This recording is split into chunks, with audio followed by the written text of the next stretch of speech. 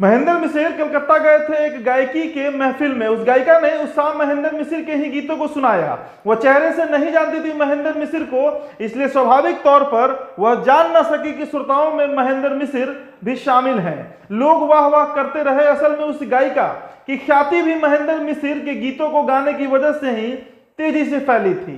महेंद्र मिसिर पहुंचे भी थे ख्याति सुनकर ही।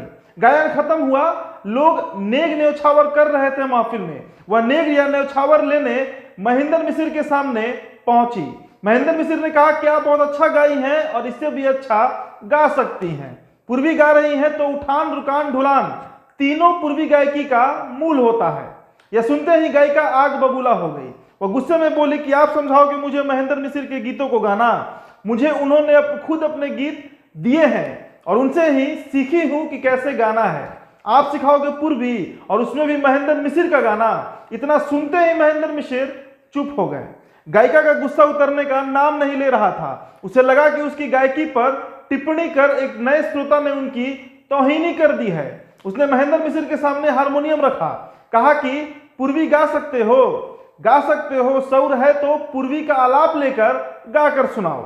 गायिका को यह मालूम था कि पूर्वी सुनना रसदार होता है, आनंद में भरने वाला होता है, लेकिन पूर्वी गाना सबके बस की बात नहीं होती।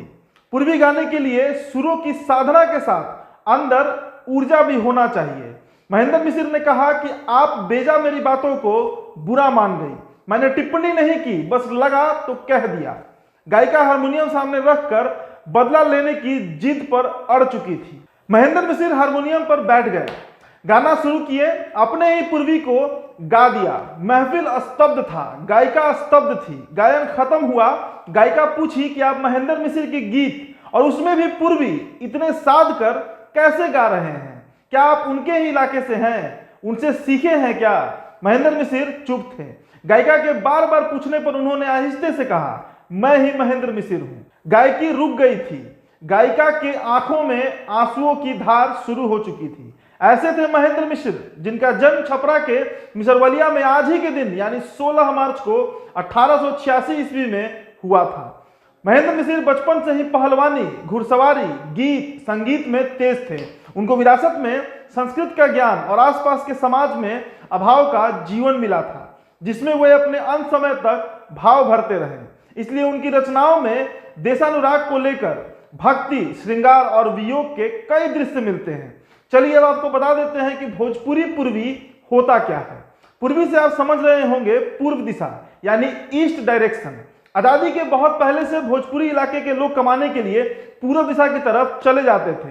क्योंकि भोजपुर के इलाके में गरीबी बहुत ज्यादा था और लोगों को कमाने के लिए कलकत्ता या कोई भी दूसरी जगह जो पूरब में पड़ता है वहां जाना पड़ता था। तो जो स्त्री होती थी वो वीरा में गीत गाया करती थी, उसे ही पूर्वी कहा जाता है। आपने गिरमिटिया मजदूरों को तो सुना ही होगा।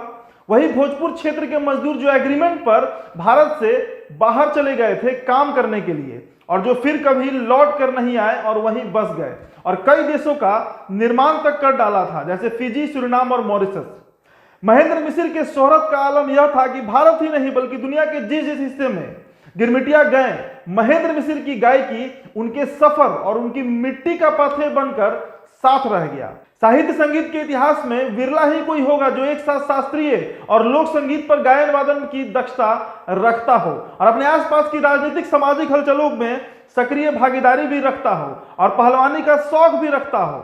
महेंद्र मिसिर का जीवन रूमानियत के साथ साथ भक्ति का भी सहचार साथ साथ कर रहा था। एक और किस्सा महेंद्र मिसिर के साथ जुड़ा है। किस्सा है नकली नोट छपने की।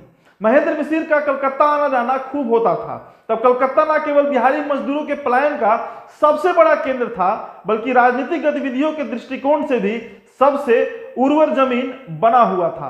कलकत्ता में ही उनका परिचय एक अंग्रेज से हो गया था जो उनकी गायकी का मुरीद था।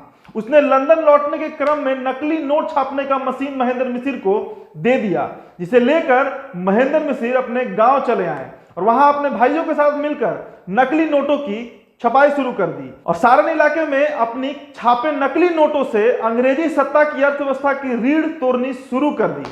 महेंद्र मिसिर के जीवन में इतने रंग हैं कि आप जितना घुसते जाते हैं लगता है एक और छवि निकलकर सामने आ रही है। अब अंत में औपचारिकता के लिए मेरा नाम उदित आर्यन है और ये वीडियो आप इनसाइडर लाइव पर देख रहे थे। चैनल को सब्सक्राइब कर लीजिएगा। वीडियो अगर आप हमारे फेसबुक पेज पर देख रहे हैं तो हमारे पेज को लाइक फॉलो करें और इस वीडियो को शेयर जरूर करें। धन्यवाद।